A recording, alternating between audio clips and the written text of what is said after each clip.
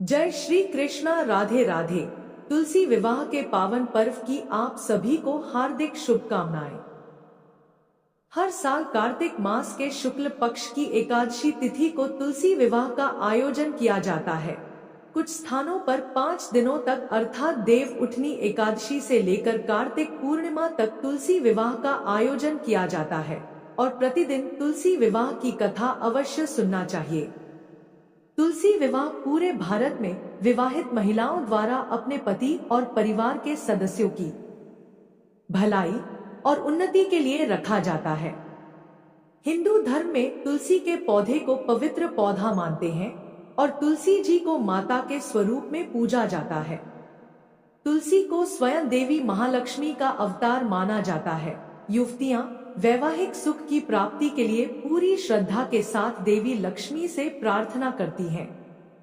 तुलसी विवाह अविवाहित महिलाओं द्वारा भी अच्छे पति की कामना के लिए किया जाता है। देव उठनी एकादशी के दिन भगवान विष्णु के शालिग्राम अवतार के साथ माता तुलसी का विवाह कराने की परंपरा है और इसी दिन से विवाह एवं अन्य मांगलिक सभी कार्य आरंभ हो जाते हैं। कहते हैं इन 5 दिन तुलसी विवाह की कथा सुनना भी अनंत फलों को देने वाला होता है। तो आज मैं आपको सुना रही हूँ तुलसी विवाह की बड़ी ही दुर्लभ कथा। तो आइए भगवान श्री लक्ष्मी नारायण जी के चरणों का ध्यान करते हुए तुलसी विवाह की कथाओं को सुनते हैं। सावरणी मुनि की पुत्री तुलसी अपूर्व सुंदरी थी। उनकी इच्छा थी कि उनका विवाह भगवान नारायण के साथ हो। इसके लिए उन्होंने नारायण पर्वत की घाटी में स्थित बद्री वन में घोर तपस्या की। दीर्घ काल तक तपस्या के उपरांत ब्रह्मा जी ने प्रसन्न होकर दर्शन दिया और वर मांगने को कहा। तुलसी जी ने कहा, सृष्टिकर्ता ब्रह्मदेव, आप अंतर्यामी हैं, सबके मन की बात जानते हैं। फिर भी मैं अपनी इच्छा आपसे बताती हूँ। मैं चाहती हूँ कि भगवान श्री नारायण मुझे पति रूप में मिले। ब्रह्मा जी ने कहा, तुम्हारा अभीष्ट तुम्हें अवश्य मिलेगा। अपने पूर्व जन्म में किसी अपराध के कारण तुम्हें श्राप मिला है। इसी प्रकार भगवान श्री नारायण के एक पार्षद को भी दानव कुल में जन्म लेने का श्राप मिला है। दानव कुल में जन्म लेने के बाद भी उसमें नारायण का अंश विद्यमान रहेगा। इसलिए इस जन्म में पूर्व जन्म के पाप के शमन के लिए संपूर्ण नारायण तो नहीं मिलेंगे, लेकिन नारायण के अंश से युक्त दानव कुल में जन्मे उस श्राप ग्रस्त पार्षद से तुम्हारा विवाह होगा। श्राप मुक्त होने पर भगवान श्री नारायण सदा सर्वदा के लिए तुम्हारे पति हो जाएंगे। तुलसी ने ब्रह्मा के इस वर को स्वीकार किया, क्योंकि मानव कुल में जन्म के कारण उस मायावी भोग को तो भोगना ही था।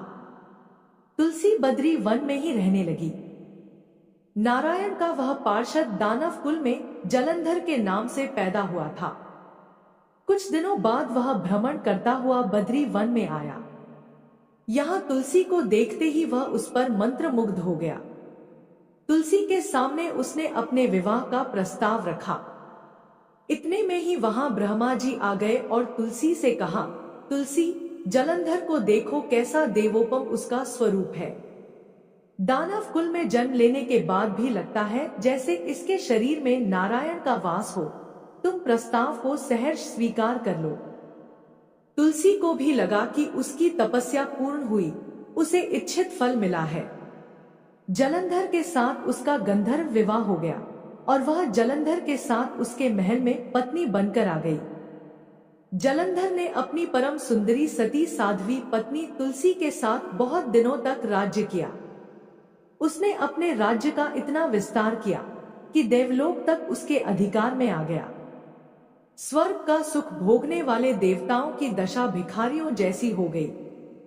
जलंधर किसी को कष्ट नहीं देता था, पर अधिकार और राज्य छिन जाने से सारे देवता मिलकर ब्रह्मा, विष्णु और शिव जी की सभा में गए तथा अपनी विपत्ति सुनाई। ब्रह्मा जी ने कहा, तुलसी परम साध्वी है, उसका विवाह जलंधर से मैंने ही कराया था। जलंधर को तब तक नहीं हराया या मारा जा सकता जब तक तुलसी को ना छला जाए। विष्णु जी ने कहा, जलंधर पूर्व जन्म में मेरा पार्षद था, श्राप के कारण उसे दैत्य कुल में जन्म लेना पड़ा। इस जन्म में भी मेरा अंश उसमें व्याप्त है। साथ ही तुलसी के पतिव्रत धर्म से वह अजय है। फिर देवताओं की सहमति से भगवान शिव ने जलंधर के पास संदेश भेजा कि या तो वह देवताओं को राज्य लौटा दे या फिर उनसे युद्ध करे। जलंधर शंकर के पास पहुंचा। उसने कहा, देव आदि देव, आपके लिए देवताओं का पक्ष लेना उचित नहीं है। राज्य बढ़ाना हर राजा का कर्तव्य है। मैं किसी को दुखी नहीं कर रहा हूं। देवताओं से कहिए कि वे मेरी प्रजा बनकर रहें। मैंने आपका कोई भी अपमान नहीं किया है। हमारा आपका युद्ध शोभा नहीं देता है। अगर आप हार गए तो बड़ी लज्जा की बात होगी। मैं हार गया तो आपकी कीर्ति बहुत अधिक नहीं बढ़ेगी। भगवान शंकर फिर हंसने लगे। वे तो सब रहस्य समझते थे। तुलसी और जलंधर के पूर्व जन्म के श्राप की अवधि लगभग पूरी हो चुकी थी। फिर शंकर जी बोले, इसमें कीर्ति और लज्जा की बात नहीं है। तुम देवों को राज्य लौटाकर उन्हें उनके पद पर प्रतिष्ठित होने दो। युद्ध से बचने का यही एक उपाय है। जलंधर ने कहा, मैंने युद्ध के बल से देवलोक जीता है।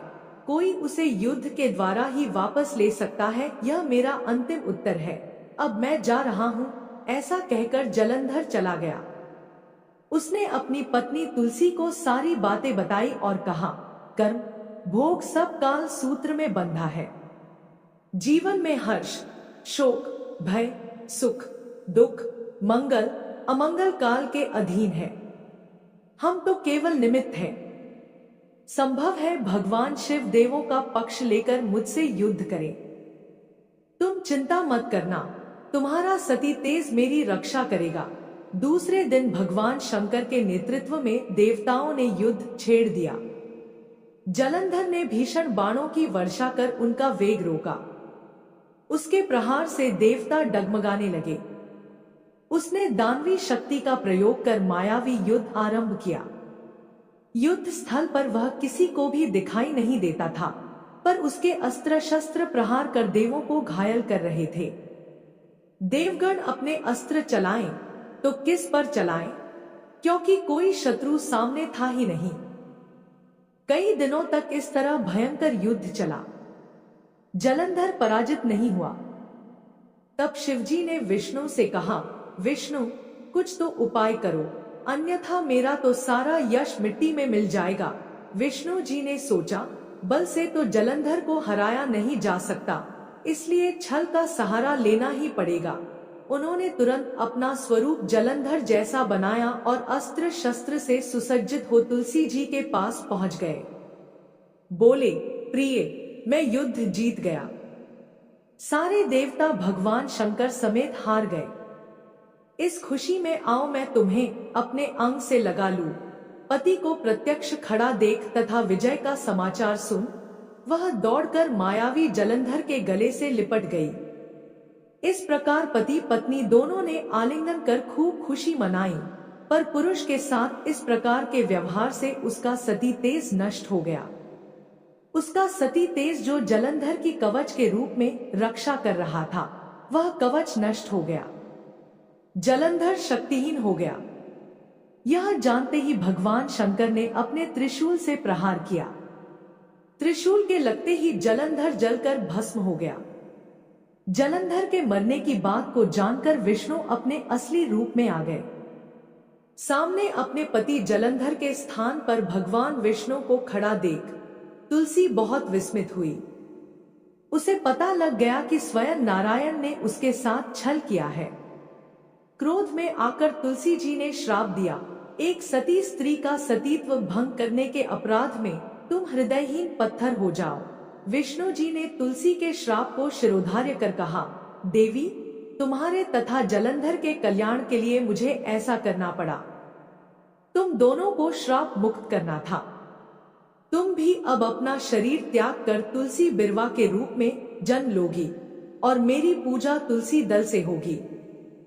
मैं शालिग्राम पत्थर बनूंगा। मेरे शीश पर तुम आदर से विराजमान होगी। तुम्हारे पति की हड्डियों के चूर्ण से शंख की उत्पत्ति होगी। उस शंख ध्वनि से देवताओं तथा मेरी पूजा आराधना होगी। जहां शंख ध्वनि होगी वहां मंगल में मैं विराजमान रहूंगा। तुमने पूर्व जन्म में बद्री वन में मुझे पाने के लिए बड़ी तपस्या की थी। अब अगले जन्म में मैं नारायण प्रस्तर के रूप में बद्रीनाथ वन में स्थापित होऊंगा और मेरी पूजा अर्चना फल फूल से ना होकर तुम्हारी तुलसी दल से होगी। मेरे शीश पर विराजमान होकर तुम मुझसे भी ऊंचा पद प्राप्त करोगी। बोलिए श्री लक्ष्मी नारायण भगवान की जय। बोलिए श्री तुलसी जी शालिग्राम जी की जय। जय श्री राधे कृष्ण। अब आइए तुलसी विवाह की दूसरी कथा को सुनने हैं। एक समय की बात है, एक परिवार में ननद और भाभी साथ साथ रहा करती थी। ननद का विवाह अभी नहीं हुआ था। वह तुलसी जी के पौधे की बहुत सेवा करती थी।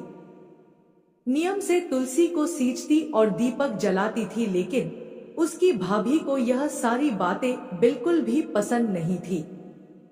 जब कभी उसकी भाभी को बहुत ज्यादा गुस्सा आता तब वह अपनी ननद को ताना देते हुए कहती कि जब तुम्हारा विवाह होगा तो मैं इस तुलसी को ही बारातियों को खाने को दूंगी और तुम्हारे दहेज में भी तुलसी ही दूंगी। तुम जब देखो तुलसी की ही सेवा करती रहती हो।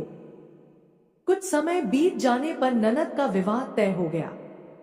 विवाह के दिन भाभी ने अपने कहे अनुसार बारातियों के सामने तुलसी का वह गमला फोड़ दिया जिसकी सेवा उसकी ननद किया करती थी और तुलसी के पत्ते खाने के लिए कहा। तुलसी जी की कृपा से वह फूटा हुआ गमला कई सारे स्वादिष्ट पकवानों में बदल गया। भाभी ने गहनों के नाम पर तुलसी की मंजरी से बने हुए गहने अपनी ननद को पहना दिए। देखते ही देखते तुलसी जी की मंजरी से बने हुए गहने भी सुंदर सोने जवाहरात में बदल गए। इतना ही नहीं, भाभी ने मारे क्रोध के वस्त्रों के स्थान पर तुलसी का जनेव रख दिया और वह भी रेशमी और सुंदर वस्त्रों में बदल गया। अब जब ननद अपनी ससुराल में पहुंची तो ससुराल में तो उसके दहेज की बहुत प्रशंसा हुई। यह बात भाभी के कानों तक भी पहुंची। उसे बहुत आश्चर्य हुआ। उसने सोचा कि उसने तो ननद के गहने, कपड़े और जनेव तक तुलसी जी के ही रखे थे, तुलसी की मंजरी रखी थी। यह सब जानकर भाभी को बहुत आश्चर्य हुआ। अब उसे तुलसी की पूजा का महत्व समझ में आ गया। उस भाभी की भी एक लड़की थी। वह तब अपनी बेटी से कहने लगी कि बेटी तुम भी तुलसी की सेवा किया करो, तुम्हें भी तुम्हारी बुआ की तरह फल मिलेगा। वह जबरदस्ती अपनी बेटी से तुलसी की सेवा करने को कहा करती, लेकिन लड़की का मन तो तुलसी की सेवा में लगता ही नहीं था। धीरे धीरे समय बीता, भाभी की लड़की बड़ी हो गई। अब उसके विवाह का समय आ गया। तब भाभी सोचने लगी कि जैसा व्यवहार मैंने अपनी ननद के साथ किया था वैसे ही अब मैं अपनी बेटी के साथ भी करूंगी तो यह भी गहनों से लद जाएगी और बारातियों को भी खाने में तरह तरह के पकवान मिलेंगे और ससुराल में भी इसे बहुत मान सम्मान मिलेगा। यही सोचकर भाभी बारातियों के सामने तुलसी का गमला फोड़ देती है, लेकिन इस बार गमले की मिट्टी मिट्टी ही रहती है। मंजरी और पत्ते भी अपने ही रूप में रहते हैं। जनेव ने भी अपना रूप नहीं बदला और जब भाभी ने सभी बारातियों को खाने में तुलसी के पत्ते दिए तो यह देखकर सभी लोग और बाराती भी भाभी की बुराई करने लगे। भाभी ने लालच में आकर अपनी बेटी के दहेज में भी तुलसी के पत्ते और मंजरी आदि रख दिए थे। जब बेटी अपनी ससुराल पहुंची तो वहां पर भी उसकी बुराई ही हुई। भाभी गुस्से के मारे कभी भी अपनी ननद को नहीं बुलाती थी। एक दिन भाई ने सोचा कि मेरी पत्नी तो मेरी बहन को बुलाती नहीं है, क्यों ना मैं ही अपनी बहन से मिलकर आऊं। यह सोचकर उसने अपनी पत्नी से कहा और कुछ उपहार अपनी बहन के लिए ले जाने की बात कही तो भाभी ने थैले में ज्वार भरकर कह दिया कि यह लो और कुछ नहीं है, तुम यही लेकर जाओ। तब भाई बहुत दुखी मन से अपनी बहन के पास चल दिया। रास्ते में वह सोचता रहा कि कोई भाई भला अपनी बहन के घर ज्वार कैसे लेकर जा सकता है। यही सोचकर वह गौशाला के पास रुक गया और ज्वार का वह थैला उसने एक गाय के सामने पलट दिया। तभी एक ग्वाले ने यह सब देख लिया। तब ग्वाले ने आकर भाई से कहा कि अरे, आप गाय के सामने यह हीरे मोती और सोना क्यों डाल रहे हो? इसे तो घास डालनी होती है। तब भाई ने देखा तो वह हैरान रह गया। फिर भाई ने ग्वाले को सारी बात बताई और धन लेकर खुशी खुशी अपनी बहन के घर चल दिया। दोनों भाई बहन एक दूसरे को देखकर बहुत प्रसन्न हो गए। तब बहन ने तुलसी माता से सच्चे मन से प्रार्थना की कि उसकी भाभी को सद्बुद्धि प्राप्त हो जाए और तुलसी माता की कृपा से उनके घर में सुख समृद्धि और धन के भंडार भर जाए। तब कुछ दिनों के बाद देखते ही देखते भाभी का मन बदल गया और वह अपनी ननद को बहुत मान सम्मान देने लगी और अब वह भी सच्चे मन से तुलसी जी की सेवा करने लगी। तुलसी माता की कृपा से उनके घर में सुख समृद्धि के भंडार भर गए। उनके घर में अब कलह क्लेश नहीं होता था और सभी सुख से रहने लगे। प्रेम से बोलिए तुलसी माता की जय। अब आइए तुलसी माता और बुढ़िया माई की कहानी को सुनते हैं। बार एक गांव में एक बुजुर्ग महिला रहा करती थी। वह बहुत ही पूजा पाठ किया करती थी। वह रोज तुलसी माँ की पूजा करती थी और वह बुजुर्ग महिला रोज तुलसी माता से कहती है, तुलसी माँ, तू मुझे बहू दे, पीतांबर की धोती दे, मीठा मीठा घास दे, बैकुंठ में वास दे, चटक की चाल दे, पटक की मौत दे, चंदन का काठ दे, रानी सा काज दे, दाल भात का भोजन दे, ग्यारस की मौत दे और कृष्ण जी का कंधा दे। वह बुजुर्ग महिला हर महीने में तुलसी माता की रोज पूजा करती और उनके गमले को रोज सींचती।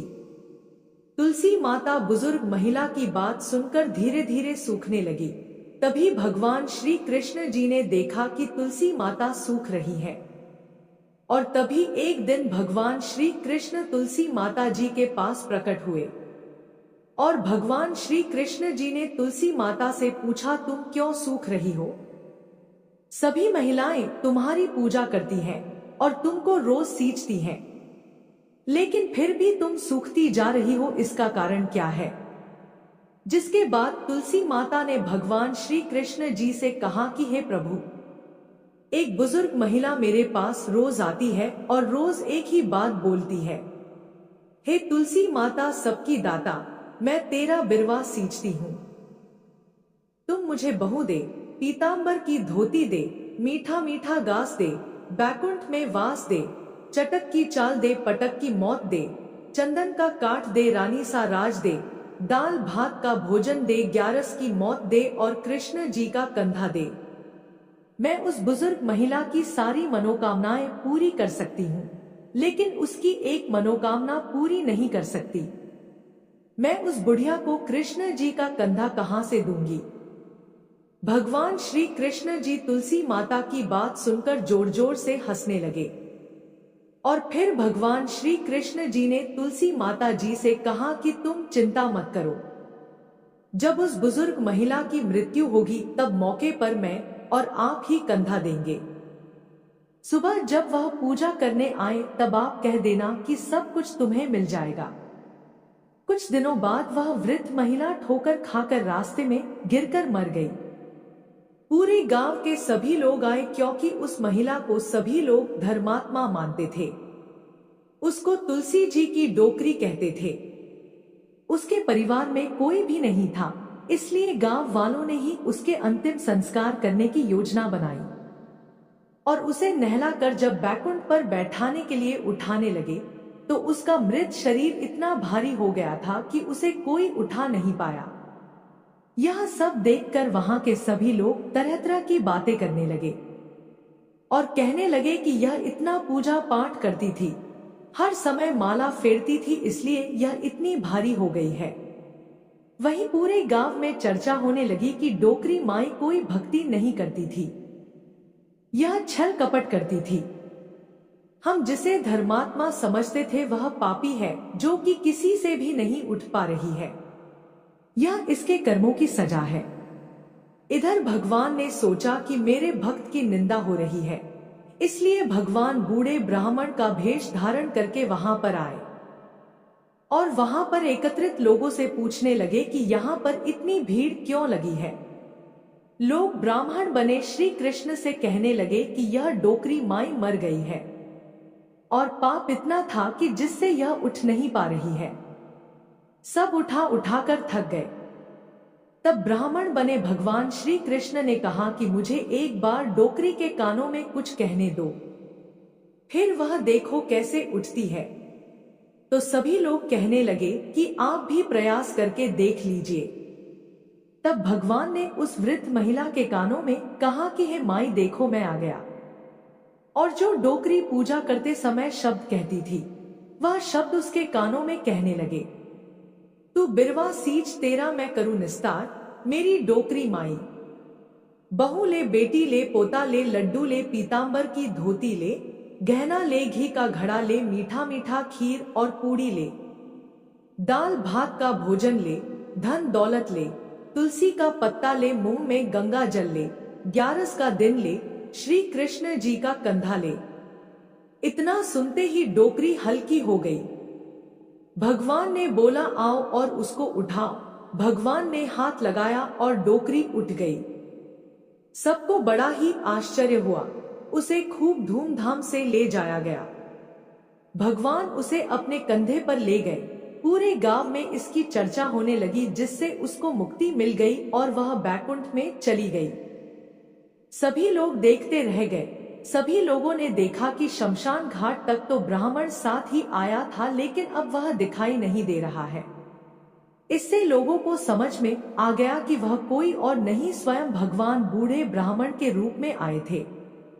बोलिए श्री राधा कृष्ण भगवान की जय। बोलिए श्री तुलसी शालिग्राम जी की जय। आइए अब तुलसी विवाह की विधि को जान लेते हैं। तुलसी विवाह के दिन तुलसी का गमला साफ सुथरा करके गेरू और चूने से रंग कर सजाएं। साड़ी आदि से सुंदर मंडप बनाकर गन्ने व फूलों से सजाना चाहिए। परिवार के सभी सदस्य शाम के समय तुलसी विवाह में शामिल होने के लिए नए वस्त्र आदि पहनकर तैयार हो जाएं।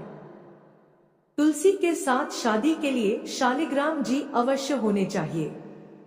यदि यह ना मिले तो आप अपनी श्रद्धा अनुसार सोने, पीतल या मिश्रित धातु की मूर्ति ले सकते हैं या फिर विष्णु जी की तस्वीर भी ले सकते हैं।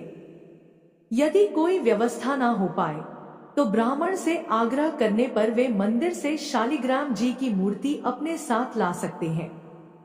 सबसे पहले गणेश जी का पूजन करें, फिर मंत्रों का उच्चारण करते हुए गाजे बाजे के साथ भगवान विष्णु की प्रतिमा को तुलसी जी के निकट लाकर रखें। विष्णु जी को पीले वस्त्र धारण कराएं, क्योंकि पीला रंग विष्णु जी को अत्यधिक प्रिय है। कांसे के पात्र में दही, घी, शहद रखकर भगवान को अर्पित करें। भोग में तुलसी का होना अति आवश्यक है। तुलसी माता को लाल रंग की ओढ़नी अवश्य उड़ानी चाहिए। शालिग्राम जी को चावल नहीं चढ़ाए जाते हैं, इसलिए उन्हें तिल चढ़ाएं। दूध व हल्दी का लेप बनाकर शालिग्राम जी व तुलसी जी को चढ़ाएं। गन्ने से बनाए गए मंडप की भी दूध हल्दी से पूजा करें। विवाह के समय निभाए जाने वाले सभी रस्में अवश्य करें। तुलसी जी और शालिग्राम जी के से बोलिए करवाने नारायण भगवान माता की तुलसी माता की शादी के लिए श्री हरि विष्णु जी महाराज, बिंदी, सिंदूर, चूड़ा आदि सुहाग का सामान तथा बर्तन अवश्य चढ़ाने चाहिए। जो भी भोजन बनाया हो वह एक थाली में 2 जनों के लिए रखकर फेरों के समय भोग लगाने के लिए रखना चाहिए। कन्यादान का संकल्प करें और भगवान से प्रार्थना करें, हे परमेश्वर, इस तुलसी को आप विवाह की विधि से ग्रहण कीजिए। यह पार्वती जी के बीच से प्रकट हुई है और वृंदावन की भस्म में स्थित रही है। आपको तुलसी अत्यंत प्रिय है, अतः इसे मैं आपकी सेवा में अर्पित करती हूँ। मैंने इसे पुत्री की तरह पाल पोस कर बड़ा किया है और आपकी तुलसी आपको ही दे रहा रही हूँ। हे प्रभु, इसे स्वीकार करने की कृपा करें। इसके पश्चात तुलसी जी और विष्णु जी दोनों की पूजा करें और तुलसी विवाह की कथा सुने। उसके बाद तुलसी जी और शालिग्राम जी की आरती करें। भगवान को लगाए गए भोग का प्रसाद के रूप में वितरण करें। आप सभी को तुलसी विवाह की हार्दिक शुभकामनाएं। जय श्री हरि विष्णु जी महाराज, जय तुलसी माता की।